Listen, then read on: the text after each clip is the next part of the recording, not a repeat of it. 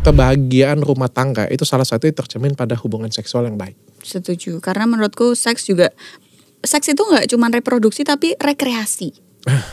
Sex education pertama itu harus dari orang tua, bukan dari pacar.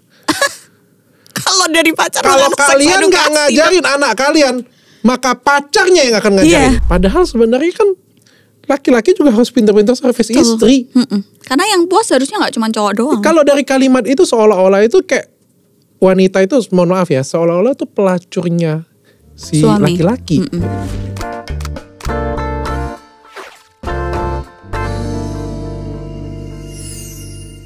Kita lagi ada di acara pertama CRT, Cerita Ranjang Teredukasi. Acara ini disponsorin oleh Gatot Kaca, minuman stamina laki-laki nggak pakai deg-degan, enak dan nyaman banget diminum. Adel. Yes. Tamuku permanen pokoknya. Del, tapi aku pengen tanya dengan kamu ya, dari sekian banyak konten di YouTube, kamu kan konsisten banget bawain tentang psikologi seksual. Kenapa sih? Apakah kamu orangnya hiper gitu? Wow, kayaknya kalau aku hyper suamiku suka ya dok. Atau karena kamu ada trauma masa lalu gitu? Mungkin itu juga salah satunya, ada trauma masa lalu. Tapi menurutku, apalagi sekarang ini aku udah punya anak, seks edukasi itu penting luar biasa sejak dini. Benar-benar sejak dini, sedini mungkin. Sejak sedini mungkin? Sedini mungkin. Oke. Tapi apa yang buat kamu tuh lebih tertarik daripada skincare, lebih tertarik daripada yang lain gitu? Karena kalau skincare udah pasti kalah sama Dokter Richard ya. Ya kan, edukasi skincare-nya luar biasa, skincare-nya oke-oke. Traveling, aku gak begitu suka traveling jujur. Aku lebih suka quality time, menikmati kayak cuman pemandangan atau ke pantai gitu-gitu doang. Terus topik-topik cewek yang lain, menurutku ini topik cewek dok. Yang paling relate ya? Yang relate. Paling banyak dibutuhin sebenarnya. Banyak banget yang butuhin. Tapi banyak banget yang malu-malu sebenarnya. Betul. Kita lihat kasus-kasus yang sekarang berkembang itu mungkin tidak teredukasi sejak dini. Nah, tujuannya itu ini adalah channel edukasi ya, bukan channel mesum ya. Jadi kita nggak cerita halu di ranjang. Betul. Bagaimana, kita nggak kasih fantasi-fantasi yang nggak sesuai. Ini semua ada edukasinya. Dan yang paling penting ini kita nggak bohongan. Karena ada di channel sebelah itu ada yang settingan. Oh iya. Oh ya? Sumpah, pakai topeng-topeng di setting-setting. Ya, tapi kan itu cuma untuk fantasi ya. Kalau ini untuk edukasi. Ini edukasi beneran ya. Ya kali bohongan. Oke, kita mau bahas nih ya. Kenapa seks edukasi itu penting? Kalau kita lihat zaman sekarang, banyak berita tentang perselingkuhan. Tahu gak sih, asalnya tuh juga dari seks edukasi. Setuju. Awal dari perselingkuhan, keluarga yang kurang harmonis. Banyak alasannya itu karena diranjang kurang begini, begitu. Tapi kadang-kadang itu gak keucap. Iya, karena ini sensitif dok. Iya ya, sama kayak sensitifnya sama kayak duit ya kayaknya. Iya betul. Selain duit itu sebenarnya ada sesuatu yang sensitif juga ya. Yaitu seks. Ini kayak seks, pilar ya? Rumah tangga, selain komunikasi, duit, seks. Oke. Ya kan, kalau menurutku ya, kalau di rumah tangga 3 pilar ini deh, nggak ada duit, kacau balau. Nggak ada seks, kacau balau juga. Oke. Sebenarnya kalau aku maknain itu sebenarnya ada 2 pilar besar dalam rumah tangga atau dalam berhubungan dalam chemistry suami istri atau pacaran, ada 2 ya. Yang pertama itu adalah duit atau keadaan ekonomi. Yang kedua itu adalah komunikasi sebenarnya. Dan komunikasi itu tercermin banget dari hubungan seksual yang baik. Oke. Yang jadi permasalahan adalah ini nih sulit banget, sedangkan kita ngomong aja itu sering salah paham. Iya. Apalagi kalau kita ngomongin berhubungan seksual, itu lebih dalam lagi. Makanya itu penting banget kalau kedua-duanya itu level ngomongnya itu harus seimbang. Betul. Kalau enggak yang satu ngomongnya di planet mana, yang satu ngomongnya di planet mana, enggak nyambung akhirnya. Tapi kalau misalnya si ceweknya punya pengetahuan, si cowoknya punya pengetahuan, akhirnya kalau ngomongnya itu udah jadi lebih nyambung, enak ya. Jadi saling timpalin, bukan kayak satunya lebih berkuasa, satunya nurut-nurut aja. Itu kan juga nggak enak toh dok. Ya benar. Kan? Tapi kenapa Dokter Richard yang tadinya kan membongkar-bongkar skincare, yang etiket bla bla bla gitu-gitu, tiba-tiba tertarik tentang dunia seks edukasi ini? Oh, aku nggak tiba-tiba. Dari dulu tuh sebenarnya kita collab setahun sekali ya. Ya, yang Kayaknya pertama kali itu ya, yang dulu. Kayaknya sudah 3 atau 4 tahun yang lalu kita sudah collab. Dan waktu kita collab kan juga langsung dari awal sudah ketemu chemistry ya. Sebenarnya dari dulu itu topik yang paling aku hobi waktu kuliah itu adalah SPOG, Objin. Objin tuh aku jago banget, dan kayak ilmu-ilmu seperti ini tuh aku jago banget. Jago banget, passion aku. Tapi mungkin nggak rezeki aku di sana. Rezekiku ada di kulit, justru ada di kecantikan, yang justru itu bukan skill utamaku pada waktu aku kuliah, bukan passion utamaku pada waktu aku kuliah. Jadi pada waktu aku ngobrol dengan kamu, kayak aku, wah, terimain lagi. Iya, kayaknya aku bisa kasih edukasi tambahan nih. Dan juga aku ngelihat kan parah banget, Del. Separah apa sih, aku kasih tahu ya. Coba aku mau konfront ke Adel juga nih. Katanya nih ya, banyak wanita yang sampai detik ini menikah sudah puluhan tahun tapi nggak pernah tahu apa yang dimaksud dengan orgasme. Wah. Bener nggak? Banyak nggak yang cerita dengan kamu kayak gitu? 50-70% menyetujui itu wanita ya. Berarti 7 dari 10 wanita itu tidak pernah tahu apa itu orgasme. Dan setiap kali aku ngobrol dengan pasienku pada waktu dulu ya, itu banyak banget yang ngomong bahwa seks itu yang enak cuma untuk cowok doang. Ih, kasihan banget ya Dok, ya Allah. Iya. Kenapa dia ngomong kayak gitu? Karena aku wanita, ya, coba karena kamu sudah ngerasain enaknya gimana, bener ya? Untungnya tuh mekanikku jago sekali. Jadi kenapa sih aku heran sama tim dokter Richard nih, cowok-cowok semua langsung langsung gitu. Maksudnya kalau semua laki-laki tuh dipersenjatai, bener nggak Dok? Iya dong, nggak mungkin lahir rata gitu kan, nggak mungkin dong. Semua dipersenjatai, tapi ada man behind the gun-nya. Contohnya gini, aku dikasih kamera A7 Mark Marquez gitu loh, nggak akan jadi visualnya bagus kayak Mas Hans pegang. Ya kan, begitupun juga kalau nggak tahu cara pakainya. Aku permudah kata-kata Adel nih. Jadi semuanya itu kita dilahirkan punya senjata nih. Cowok punya senjata, cewek punya senjata. Betul. Tapi masalahnya Tuhan tuh memang nggak kasih petunjuk cara pemakaian. Spillnya Tuhan tuh tipis-tipis gitu Dok. Kita selalu belajar. Ada kertas kayak gitu petunjuk cara pemakaiannya seperti ini loh. Nggak muncul ya. Iya. Dan makanya kita tuh nggak tahu. Dan di Indonesia ini masih tabu banget. Tabu sekali. Tabu banget, sehingga efeknya itu banyak macam. Satu, ceweknya jadi ngerasa seks itu hanya untuk cowok. Itu sedih banget loh Dok. Sedih banget ya. Padahal seks itu sebenarnya cewek itu harusnya sangat menikmati sekali lah. Karena yang bisa dieksplor di tubuh wanita banyak. Kalau pintar ya? Iya, kalau pintar daripada laki-laki. Makanya aku selalu ngomong kan, kalau misalnya kita ngupil tuh yang enak jari atau hidung. Itu mind blowing loh Dok.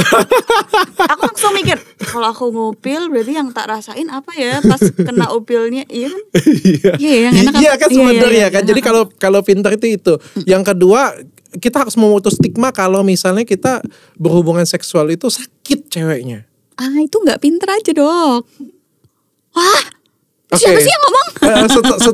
Setelah nonton channel ini nggak boleh ngomong kayak gitu lagi ya. Gak boleh ya, dengerin ya cewek-cewek ya, dengerin ini. Dengerin kita ngobrol. Terus yang ketiga yang kata dia aku ngomong, kebahagiaan rumah tangga itu salah satu yang tercermin pada hubungan seksual yang baik. Setuju, karena menurutku seks itu nggak cuma reproduksi tapi rekreasi. Iya, seks itu sebagai rekreasi harusnya. Oke, kita coba mulai nih ya. Kalau menurut Adel nih, kapan sih kita harus belajar tentang seks? Terutama dari kita lahir nih, kapan kita harus belajar tentang seks? Ini yang tak terapin di Raila. Jadi Raila itu kalau mandi, mungkin kalau bayi zaman dulu dimandiin depan rumah, dilihatin orang lewat sambil ada orang sayur jualan, oh nggih boy, gitu-gitu nggak apa-apa. Tapi Raila enggak. Di kamar mandi, handuan, bawa ke kamar. Jadi nggak sembarang orang akan melihat aku telanjang dari bayi. Yang gantiin bajunya, kalau masih newborn itu kan dia belum paham ya, boleh papahnya, apalagi kalau cewek. Tapi kalau sudah umur setahun, udah mulai preparation masuk TK, harus mulai bisa dilepas di luar kan. Harus ibunya yang gantiin, yang bersihin popoknya, yang nyebokin. Kalaupun mandi bareng, jangan mandi bareng sama bapaknya kalau anaknya cewek. Betul. mandi bareng lah sama ibunya. Sekalian belajar anatomi tubuh. Oh ini bagian tubuh, ini namanya ini, tanpa kata ganti. Oh, tanpa kata ganti. Tanpa kata ganti. Oke, kita kasih tahu yang sebenarnya ya. Iya. Oke. Tapi tidak dengan kata-kata kasar ya, tapi kita kasih Bukan tahu. ngomong kotor ya. Bukan ngomong kotor. Kita kasih tahu. Soalnya kalau dipakein kata ganti, takutnya nanti dia pas dilepas di luar, dia menggunakan bahasa itu, akhirnya menarik perhatian orang, atau mungkin akhirnya jadi kepleset yang kayak gitu-gitu loh dok. Jadi kita nggak boleh pakai kata ganti. Itu jadi seks edukasi itu kalau menurutku ya, karena aku bukan dokter, tapi aku ngerasa harus dikasih sedini mungkin dan sejelas mungkin. Karena kalau bayangin aja ya dok, umur 20 tahun baru dikasih seks edukasi yang ngasih orang tuanya, aneh gak sih dok? Oke. Aneh menurut memang. dokter deh. Dan di umur itu juga mereka gak akan dengerin. Kalau menurutku seks edukasi itu harus dilepas bertahap. Jadi sama kayak Adel tadi, aku coba bedah yang Adel tadi ya. Itu bener banget sih. Seks edukasi itu sedari bayi, bahkan sedari balita ya. Tapi sesuai porsinya, gak mungkin kita ngomong dengan balita kan. Anakku sayang, ini adalah penis ya. Ini kalau misalnya dikocok bisa seperti ini kan, nggak seperti itu ya. Gitu. Jadi tapi kita harus kasih tahu, oke, ini ada jenis kelamin laki-laki, ada jenis kelamin perempuan. Pada anak-anak kita ngomong nanti kalau sekolah kalau ada yang pegang ini, kamu harus lapor ya. Itu dulu ke sana ya. Terus pada waktu umur akil balik, kita harus bisa menceritakan perbedaan laki-laki dan perempuan. Betul. Dan ada perubahan hormonal yang luar biasa pada waktu mereka akil balik. Tapi kita gak perlu ajarkan ini kalau dimasukkan nanti akan keluar pelumas. Gak perlu sampai sejauh itu. Belum. Kita cukup ajarkan bahwa ini ada perbedaannya loh, dan ini nggak boleh disentuh. Dan kalau pacaran itu sampai di sini saja, ada batasan-batasannya. Nah, itu loh. Dan kalau misalnya terjadi, itu bahaya banget karena itu kita punya tanggung jawab. Kedua, laki-laki itu harus bagaimana, perempuan itu harus bagaimana. Laki-laki harus bertanggung jawab, laki-laki nggak boleh pukul perempuan. Betul. Itu harus kita ajarkan dari 11 tahun loh. Dari harus kita contohkan gak sih dok? Ya apalagi ya kalau orang tuanya ngemukulin emaknya. Iya kan, antara anaknya ngikutin atau anaknya punya trust issue. Iya. Ya trauma gitu-gitu. Tapi itu harus diajarkan. Dan cewek juga kita harus ajarkan. Kalau cowok harus gentleman dengan cewek gitu kan. Oh kalau duluan ladies first kayak gitu kan. Cewek juga harus lemah lembut. Harus menjaga kehormatannya. Bagaimana kalau pacaran yang baik itu bagaimana. Itu harus diajarkan. Sampai di taraf mana kamu gak boleh Raila yang kayak gitu-gitu. Yang mana yang boleh, yang mana yang gak boleh. Pegangan tangan, ciuman. Tapi kalau dokter, misal nanti kan anak dokter akan beranjak dewasa. Anakku sudah 11 tahun. Iya kan? Udah mulai pacaran gak sih dok? Enggak. Dan aku sudah ceritakan ini. Jadi aku sudah kasih tahu apa yang boleh, apa yang gak boleh. Apa itu film Blue. Aku sudah harus kasih tahu. Karena itu cowok. Cowok itu kan lagi nontonnya tuh umur-umur seperti itu. Dan aku harus ceritakan kalau misalnya ada di TV, ada ciuman, apa yang harus habit yang kita harus lakukan. Soon or later kamu akan melakukan sana, tapi bukan saatnya sekarang. 17 tahun kamu harus cerita yang berbeda. Karena itu umur yang mature banget dan umur yang paling banyak terjadi hubungan seksual. Iya, karena penasarannya tinggi. Terus tenaganya juga berlebih kan, anak-anak umur segitu hormonnya juga mungkin aku nggak tahu ya dari sisi kedokteran gimana. Hormonnya tuh kan lagi mungkin tingginya ya, lagi berkembang. Nah itu bedanya cowok dengan cewek. Ini kita jujur ya, kita flashback balik ya. 17 waktu umur 17 tahun ya. Waktu umur 17-18 tahun itu ya pastilah. Cowok kan lagi hormonalnya, terus cerita-cerita dengan teman yang namanya masturbasi, onani, itu pasti terjadi, nggak mungkin. Di umur-umur segitu ya dok? Iya, belajar baru pertama kali belajar. Walaupun anaknya itu gue anak baik-baik, ya tapi juga kena juga. Tetap teman sebaya mempengaruhi ya dok? Tetap pasti. Tapi kalau cewek beda. Kalau cewek 17 tahun biasa aja kan? Aku sih biasa aja dok. Masih membahasnya masih kayak nonton, cowok ganteng. Masih yang gitu-gitu, belum ke arah seks. Enggak sama sekali kan? Belum. Sedangkan cowok dari umur 17 tahun pikirannya udah seperti itu. Ini kan susah kan? Dari 17 tahun ya dok kalau cowok. Makanya aku ngomong kalau misalnya bahkan dari umur 15-16 ya kalau sekarang ya. Makanya kayak pendidikan untuk seksual berhubungan kita ajarinnya dari umur 15 sampai 17 tahun kita sudah masuk. Iya. Cewek mungkin lebih ke melindungin. Tapi kalau umur 18 tuh kayaknya kita harus sudah kasih tahu ya bahwa bahaya-bahayanya ya sudahan ya. Apa aja yang diajarkan Yang pertama bukan cara berhubungan, bukan tutorial cara berhubungan. Apa nih kira-kira, ini kan dokter yang ngomong ya, mungkin kalau psikolog beda lagi dari sisi apa, tapi dari sisi kedokteran, kalau dokter nih sebagai dokter ngasih taunya ketika anak umur udah hampir dewasa awal ya 18-an segitu, apa yang harus dikasih tahu?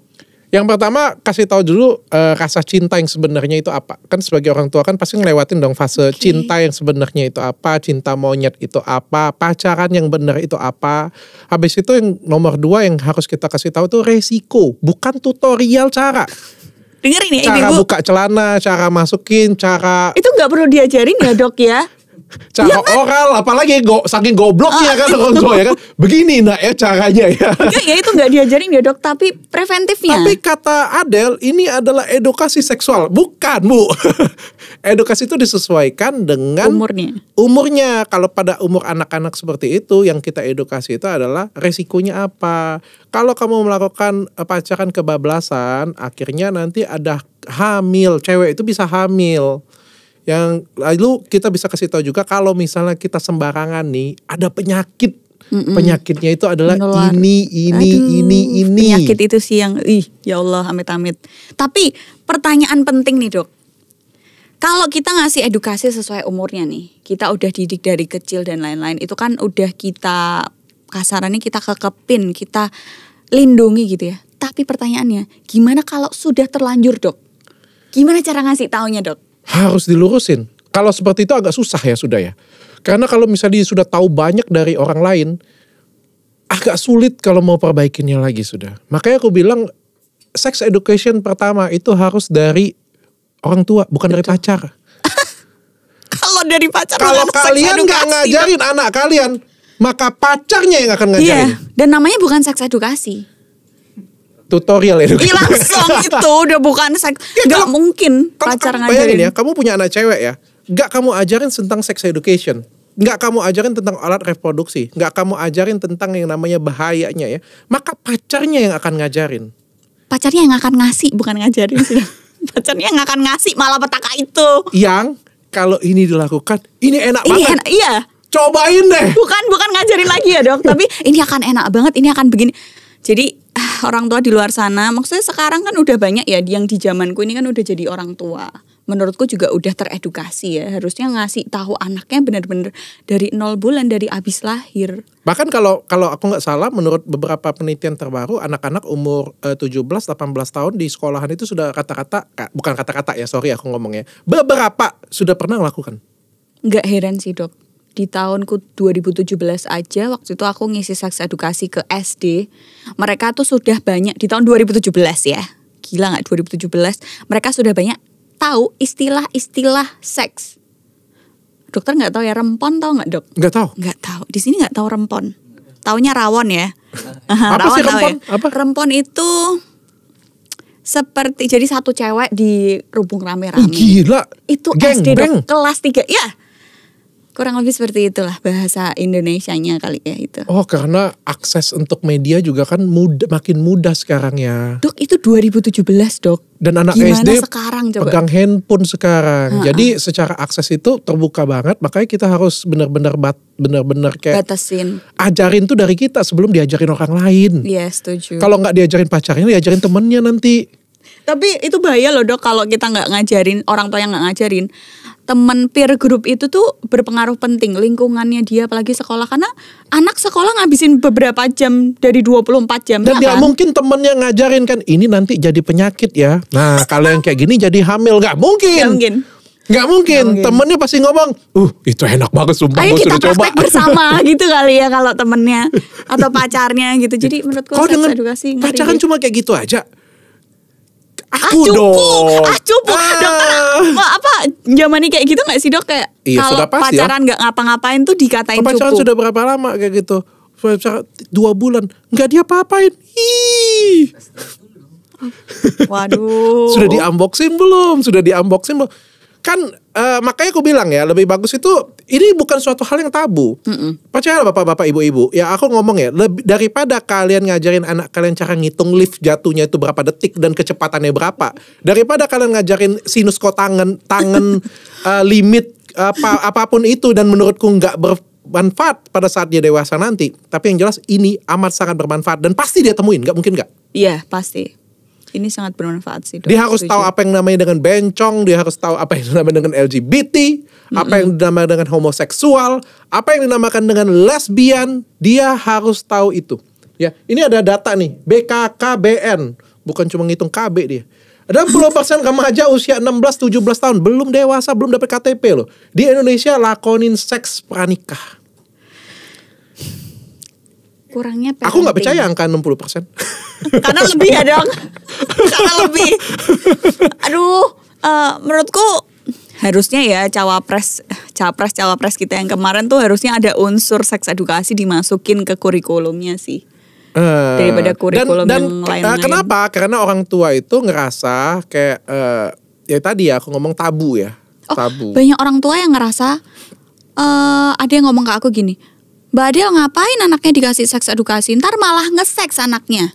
Oh, makanya aku bilang tadi, kita kasih tahu tadi itu bertahap rilis. Bukan kita kasih tahu tutorial cara memasukkan, tutorial gaya, anjing. Atau tutorial. Baru kali ini loh, aku denger dokter. Ya kan ini kan acaranya CRT ya, bukan review skincare ya ngomong ya.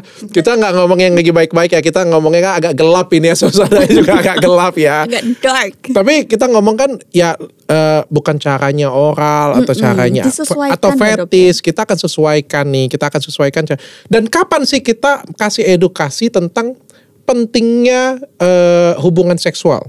Kapan kita kasih edukasi tentang bagaimana, kayak tadi aku ngomong, sorry ya, ini ada yang setuju, ada yang gak setuju. Misalnya cara oral, gaya, kapan harus berhubungan seksual, apa yang dinamakan dengan foreplay, apa yang dinamakan dengan, kapan Del? Kalau mendekati menikah. Saat pranikah. Karena kalau itu remaja buat apa? Kalau Adel Muslim. Kalau nikah. Aku nggak Muslim banget ya dok. Pertanyaan itu tuh dari SMP tau dok. Iya. Kamu Muslim ya? Teman-temanku suka kaget kalau aku sholat. Memastikan sih sebenarnya. Tapi kalau di Muslim sendiri itu sebenarnya ada nggak? Wes, maafkan aku ya saudara-saudaraku di luar sana kalau aku salah. Tapi serem dok, soalnya Muslim di Indonesia apalagi ormas-ormas tuh aku takut deh. Setauku keluarga mamaku tuh kan kental sekali dengan keislamannya. Mereka semua tidak ada yang mengajarkan tentang itu. Karena perempuan. Karena aku perempuan. Karena perempuan itu nanti kodratnya tuh delete. Aku gak tahu ya kalau ahli agama lebih mengetahui, tapi ini yang aku rasakan. Perempuan itu lebih delete. Jadi gak perlu tuh perempuan belajar begini. Nanti yang belajar itu cowoknya udah pinter ngajarin ceweknya. Jadi benar-benar cewek itu dibimbing, bukan ya. Kalau menurut syariat Islam tuh kan ketika mau menikahkan seseorang antara cewek dan cowok, pendekatannya ke cowoknya itu tuh bertahun-tahun dok. Dan yang pendekati bukan ceweknya langsung. Misalnya ya dok, aku mau dijodohin sama dokter. Keluargaku itu akan pendekatan ke dokter dan keluarga dan teman-teman dokter, bukan aku. Jadi keluargaku atau kakakku, kalau punya kakak cowok yang akan deketin dokter, tanya siapa temennya, pernah tinggal sekamar gak sama temennya, ditanya-tanya ini dokter Richard tuh orangnya kayak gimana, bla bla bla. Jadi bukan aku yang PDKT. Dan kamu gak diajarin apapun? Tidak. Jadi murni apa yang kita dapat, ilmu yang kita dapat ini, yang kamu dapat sampai sekarang duduk di sini, dan ilmu yang aku duduk di sini, itu aku nggak dapat dari orang tuaku loh. Betul. Dan nggak dapat pada waktu pranikah. Bahkan bapakku aja nggak ngajarin kayak gimana caranya. Tapi menurutku ya KUA di Indonesia itu bukan kantor urusan agama, tapi kantor urusan khusus Islam. Karena dia nggak melayani agama lain. Dan percaya nggak percaya dok, waktu aku mau daftarin nikah, penghulunya tuh bilang kayak gini, Mbak Adel, nggak ada tuh ada pembekalan pranikah tentang nanti hubungan seks, KB dan lain, nggak ada. Nggak ada diajarkan. Sorry ya, aku spill ya. Nanti kita akan bahas ini di episode selanjutnya. Apa perbedaan orgasme cowok dan orgasme cewek? Bagaimana grafik orgasme cewek? Bagaimana cara naiknya bisa turun tapi bisa multiple naik lagi sedangkan cowok itu tidak bisa. Apa yang dinamakan dengan foreplay? Berapa lama itu foreplay? Berapa lama cewek itu? Kalau cewek itu gak basah itu sakit. Kalau misalnya cewek itu basah itu artinya kerangsang. Bagaimana cara mendapatkan anak cowok? Dan bagaimana anak cewek. Dan anak kembar. secara frekuensi ya, bukan pasti ya. Bagaimana cara G-spot di mana, A-spot di mana, U-spot di mana? Kapan sih kita harus berhubungan? Iya, betul. Ya, kapan sih kalau kita pengen punya anak cepet? Kapan sih? Kapan sih kalau misalnya kita lagi berantem, enaknya itu setelah berantem ngapain? Kayak gitu akan lebih heboh. Funny, lucu, fakta, tapi itu nggak pernah diajarkan. Iya. Dan itu ngerasa tabu, tapi menurutku itu amat sangat penting. Orang tua kita kayaknya malu Dok kalau ngobrolin itu. Lu kebayang nggak sih? Kita kan ngobrol kayak gini kan. Aku tahu nih kemampuannya Adele nih tentang seksual nih, tinggi, jago banget. Lu ngobrol dengan gue kayak gini kan. Gue pertama kali nikah, cilakanya istri gue itu orangnya alim banget. Lalu? Ya maksudnya tuh alim banget tuh dengan segala ekspektasi dan segala pengetahuanku gitu kan. Ketemu dengan seorang wanita yang ya kasar ngomong nggak punya skill apa-apa.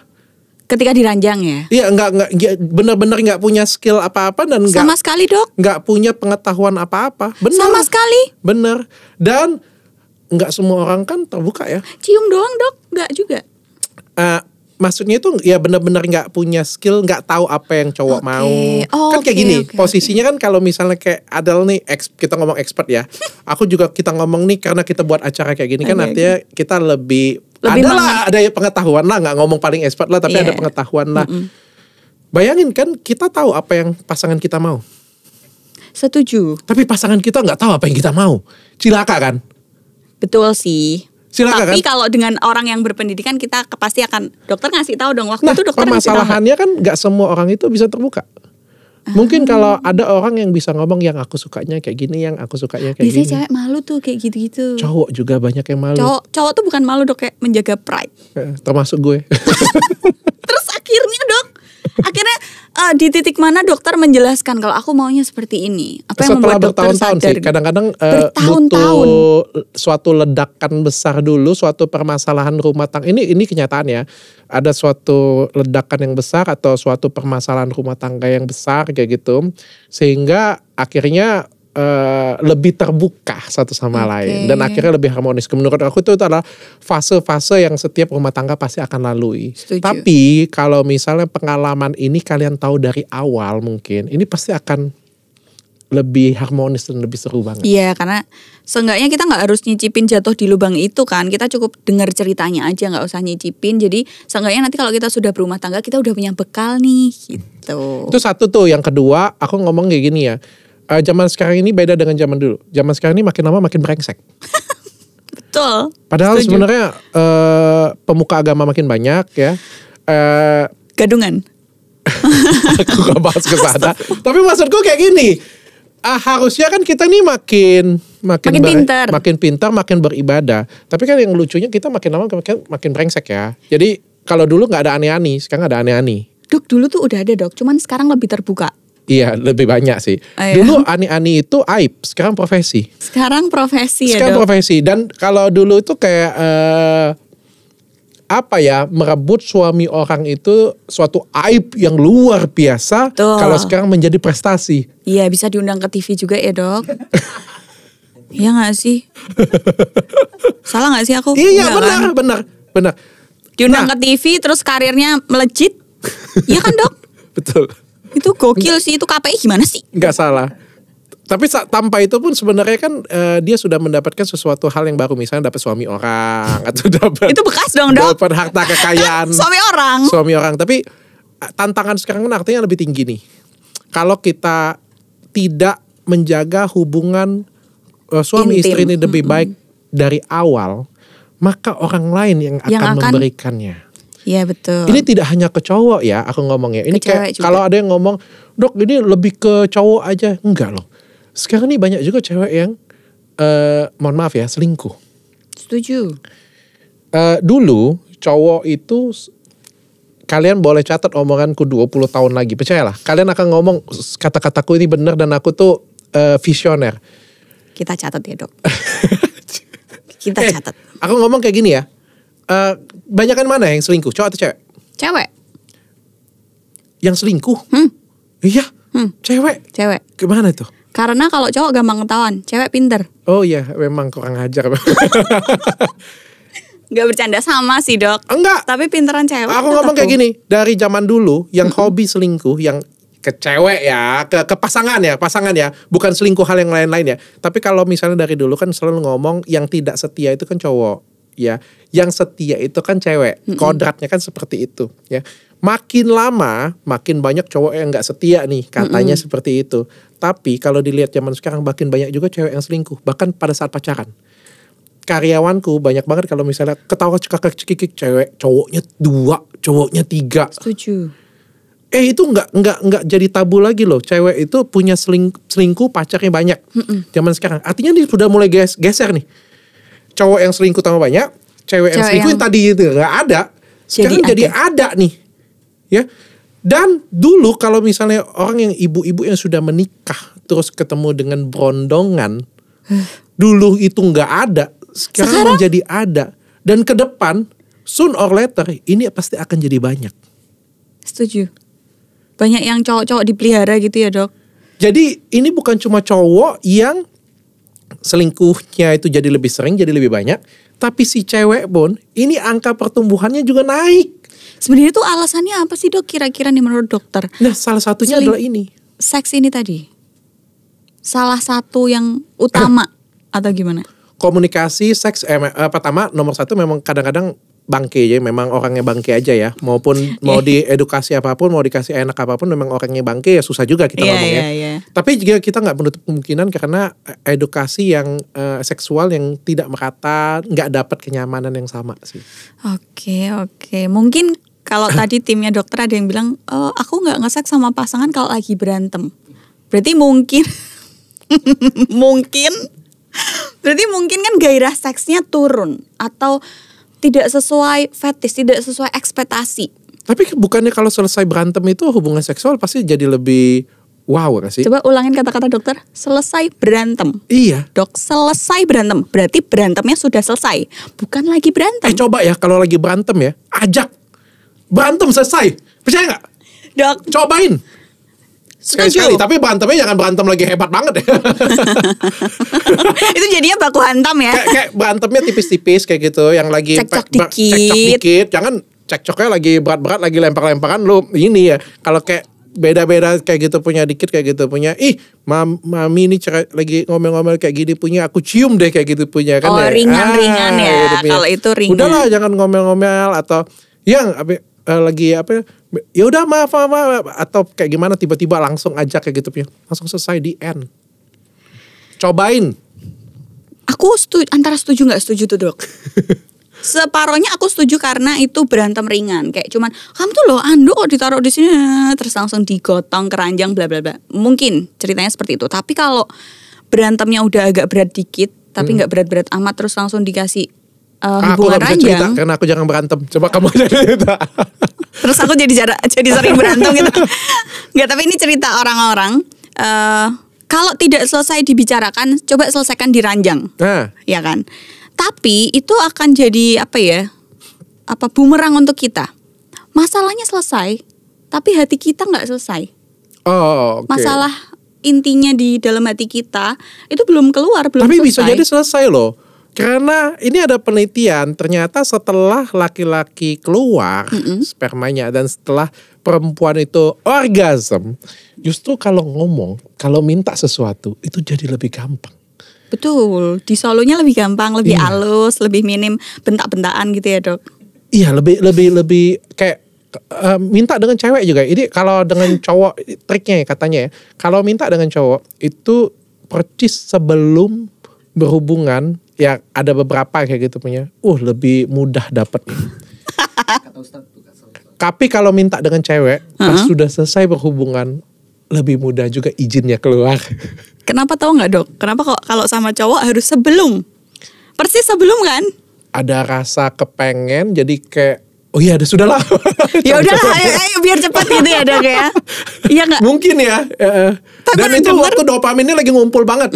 Karena pada waktu sudah keluar dopaminnya kan rilis ya, lagi turun ya. Sedangkan kalau cewek kan benar-benar benar-benar lagi tinggi-tingginya. Kalau minta, mam, yang sederhana aja kalian cobain deh. Yang paling sederhana, abis sudah selesai berhubungan kan cewek itu kan suka males ya. Tapi kalau misalnya mam masakin mie goreng dong.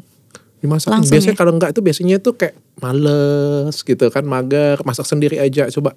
Ini tips dari Dokter Richard Cobain, ya teman-teman. cobain. Ini wajib dicoba lalu tag Dokter Richard kalau berhasil ya. Tapi sex education tuh memang sepenting itu. Setuju. Emang harus dok, itu tuh harus. Itu bagian dari kehidupan seonggok manusia. Betul. Jadi kalau kita ngomong di sekolah tadi, yang kita ngomong sinus kosinus tangen tadi nggak kepake, ngitung lift jatuh nggak kepake, tapi yang jelas kalau bayar pajak kan pasti kepake. Jadi lebih bagus bayar pajak itu dimasukkan dalam kurikulum ya. Sama satu lagi, seks, hubungan seksual itu juga pasti kepake. Betul. Makanya dari rumah dan sekolah itu harus diajarkan dengan baik sebenarnya. Tapi dirilis bertahap Sesuai umurnya, sesuai tahap perkembangannya juga. bahkan setelah di tengah-tengah menikah itu sebenarnya kita bisa melakukan konseling lagi nih. Bagaimana caranya mengupgrade hubungan kita yang sudah Agak lama ya, udah agak karatan mungkin. Tapi enggak sih, aku kayaknya kalau lihat dokter enggak ya, hubungannya tetap lucu-lucuan aja gitu ya. Bahkan kemarin aku lihat postingannya istri dokter tuh, Dokter Richard tertangkap kamera cipokan. Wah. Oh pernah Enggak, lihat. ada yang DM bini gue. Oh iya. Ada yang DM bini, aku bilang ada-ada aja pun kamu tangkep ini kayak gituan punya, aku bilang. Dia bilang ya itu semi sih, ngasih tahu dengan netizen kalau ada mana fotonya. Tapi seru ya dok ya. Kalau kayak gitu. Kalau aku sih terbuka sih dengan Tapi istri dia. dokter tuh nggak gampang marah ya. Dia tipikal yang nggak mudah marah, tipikal orang yang kalem, tipikal orang yang baik lah, tipikal orang yang mungkin kebalikan dari aku banget sih. Oke, berarti dokter gampang marah sebenarnya. Kalau aku kan orangnya gampang meledak, aku nggak Oh. sabaran orangnya, nggak Oke, sabaran, gampang meledak. Dia tuh antiku banget. Oh. Ada positif, ada negatifnya. Kayak tadi aku ngomong dalam hubungan rumah tangga itu pasti ada positif, ada negatifnya. Ya negatifnya ya pasti dengan kecepatan caraku berpikir, dengan kecepatan dia untuk ke sana, akhirnya dia nggak ngerti apa yang aku mau, apa yang aku suka gitu kan. Mana kebetulan juga aku bukan orang yang ekstrovert untuk diriku sendiri, aku introvert gitu kan, sehingga akhirnya ada perbedaan pandangan di sana. Tapi pelan-pelan akhirnya menyesuaikan diri. Karena komunikasinya bagus dok. Iya. Karena dokter banyak duit. Coba kalau Kan dokter tadi kan ada 2 masalah tadi kan. Satunya sudah selesai.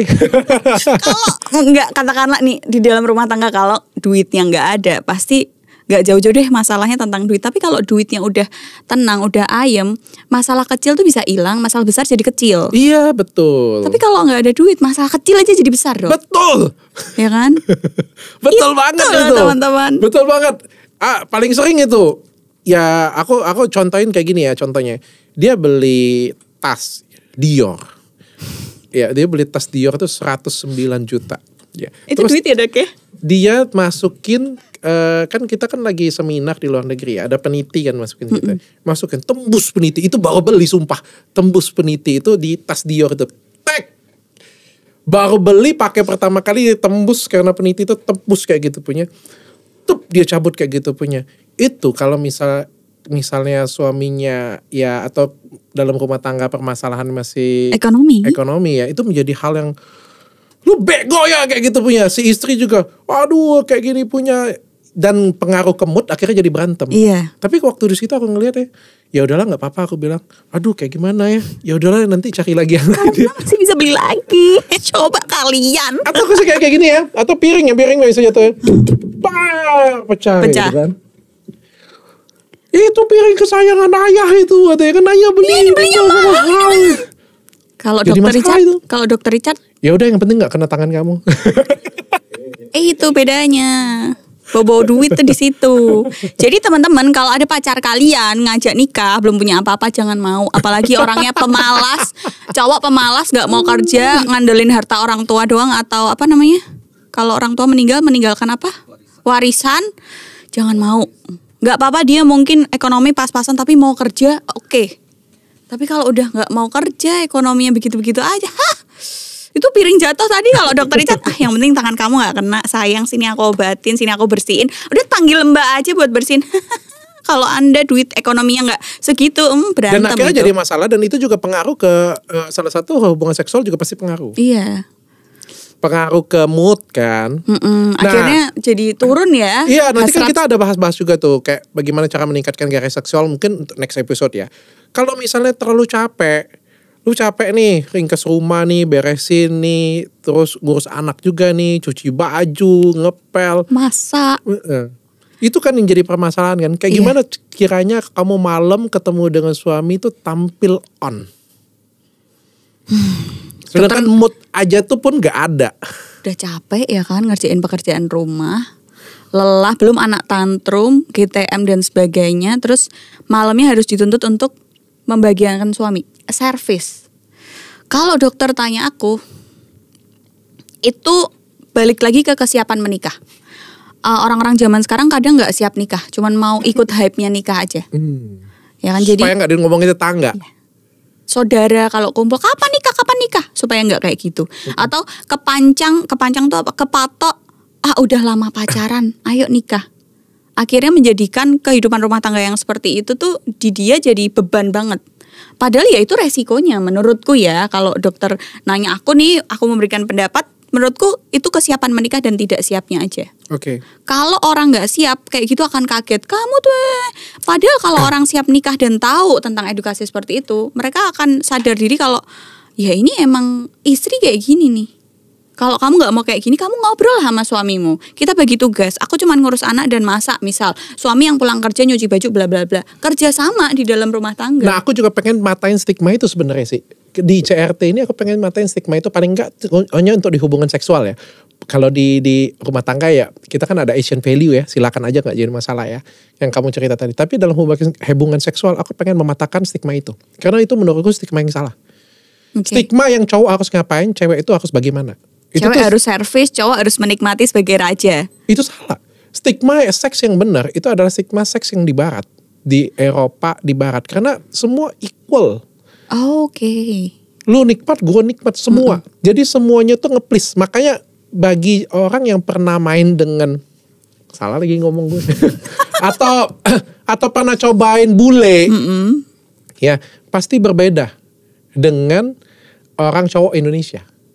Karena Cowok Indonesia itu sama kayak tadi Asian value di Indonesia tadi, Indonesian dilayani value ya. service, dilayani. Cewek itu service ke cowok. Jadi kayak kita tuh harus pinter-pinter servis suami, kita itu harus pinter-pinter servis laki. Padahal sebenarnya kan laki-laki juga harus pinter-pinter servis istri. Karena yang puas harusnya nggak cuma cowok doang. Kalau dari kalimat itu seolah-olah itu kayak wanita itu, mohon maaf ya, seolah-olah itu pelacurnya si Suami. laki-laki ya gitu. Padahal kan sebenarnya nggak seperti itu loh. Sebenarnya itu harus memuaskan satu sama lain. Betul.